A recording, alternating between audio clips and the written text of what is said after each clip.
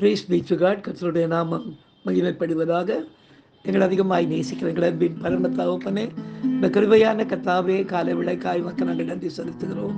இந்த காலை விளையிலும் உம்மை துதித்து பாடி ஆராதித்து இந்த நாளிலே நாங்கள் தியானிக்கும்படியாக கர்த்தர் எங்களுக்கு கொடுக்கிற வார்த்தைக்கு நேராக கடந்து போகவும், கர்த்தர் தாமே இந்த நாளிலும் நீ செய்த நன்மைகளை சாட்சியாக சொல்லி உடைய நாமத்தை மகிமைப்படுத்த கர்த்தர் எங்களுக்கு உதவி செய்வீராக.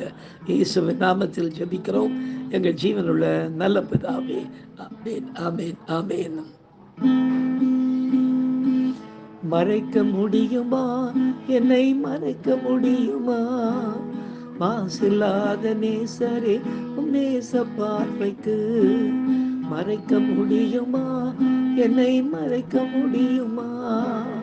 மாசில்லாத நேசரே, உம் நேச பார்வைக்கு நடந்து சென்றாலும் என் அருகில் இருக்கிறீர், எழுந்து நின்றாலும் நீர் கூட வருகிறீர்.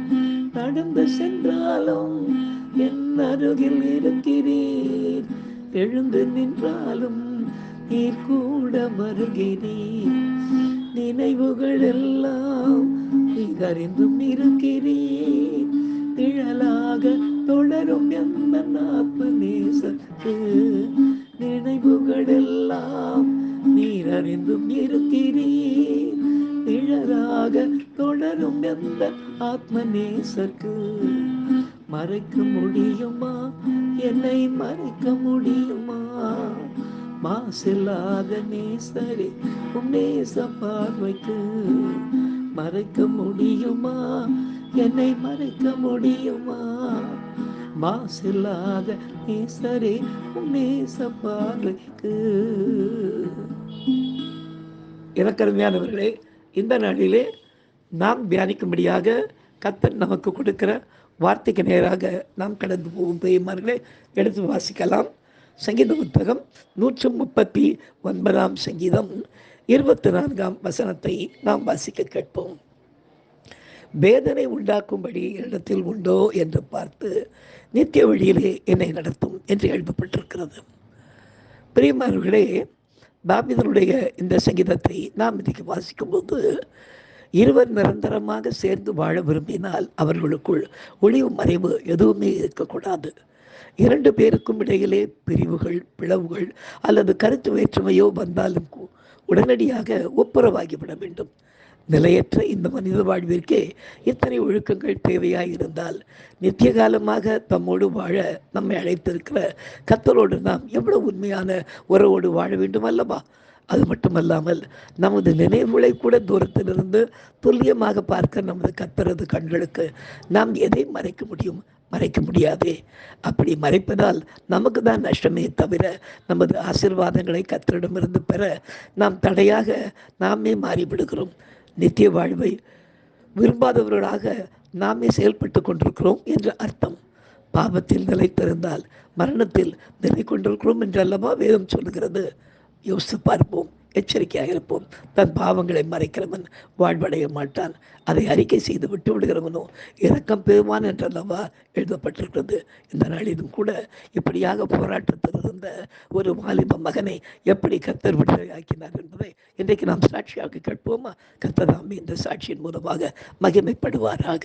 எனக்கு அருமையானவர்களே, அநேக ஆண்டுகளுக்கு முன்பாக திருவள்ளவாயல் என்ற பகுதியிலிருந்து ஒரு ஆலயத்திலிருந்து எனக்கு ஒரு 3 நாள் கூட்டங்கள் அதற்காக செய்தி கொடுக்க வேண்டும் என்று அழைக்கப்பட்டிருந்தேன்.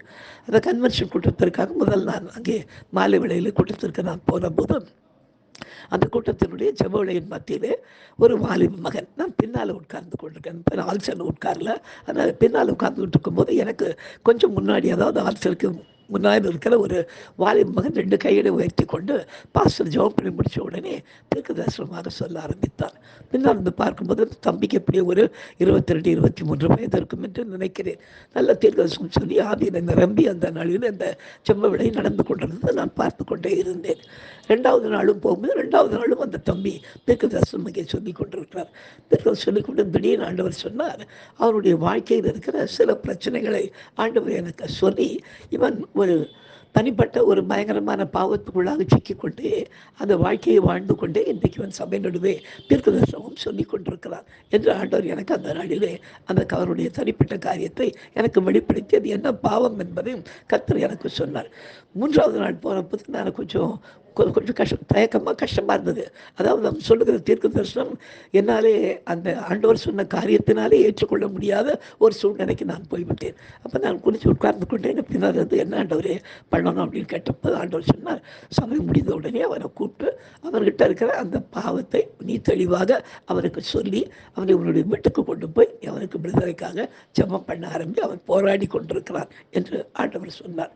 சரி, நான் சமையல் எல்லாம் முடிஞ்ச உடனே எல்லாம் முடிஞ்ச எல்லாருக்கும் சாப்பாடு பரிமாறி கொண்டிருக்கிறார். நம்ம அந்த தம்பி கிட்ட நான் போன உடனே அவன் என்னை பார்த்து ஒரு மாதிரி கொஞ்சம் பயந்த மாதிரி நான் சொன்னேன், தம்பி கூட கொஞ்சம் நான் தனியாக பேசணும், இங்கே கொஞ்சம் வர முடியுமா அப்படின்னு கூட்டின்னு போகும்போது பாஸ்டருக்கு நல்லா தெரிந்த பிள்ளையாக இருக்கிறாரு, தீர்க்க தரிசனம் சொல்கிறான் பாருங்கள், அதனால் பாஸ்டர் எந்த பாஸ்டர் உங்களை கூப்பிடுறீங்க அப்படின்னாரு.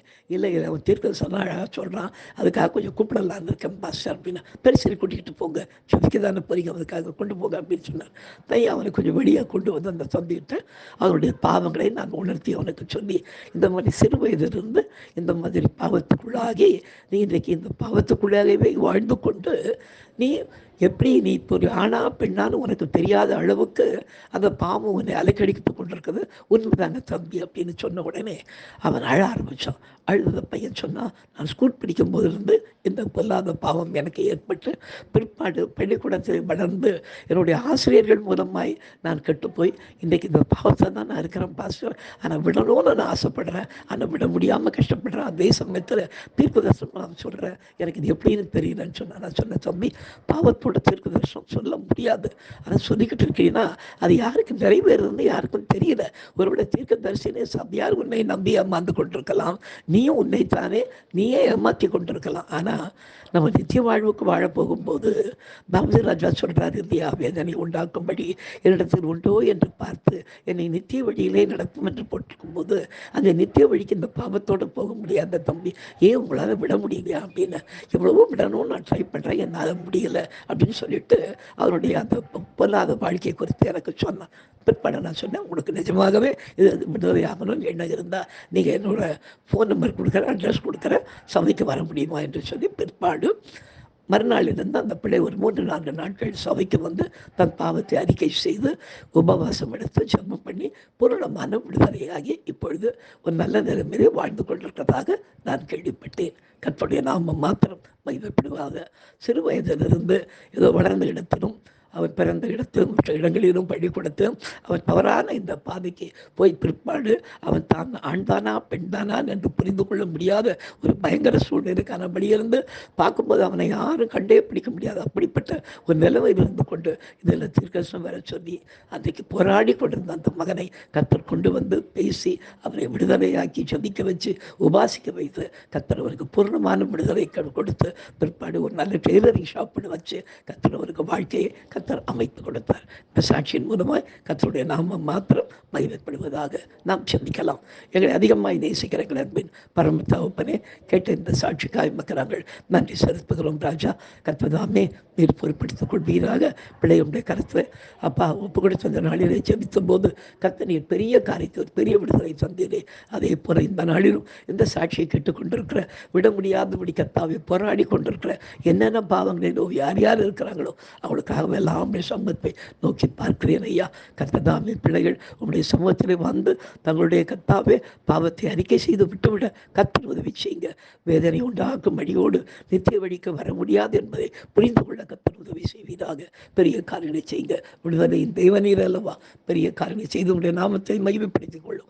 இயேசுவின் நாமத்தில் ஜெபிக்கிறோம் எங்கள் ஜீவனுள்ள நல்ல பிதாவே, ஆமேன். ஹல்லேலூயா, ஹல்லேலூயா, ஹல்லேலூயா. God bless you. Thank you.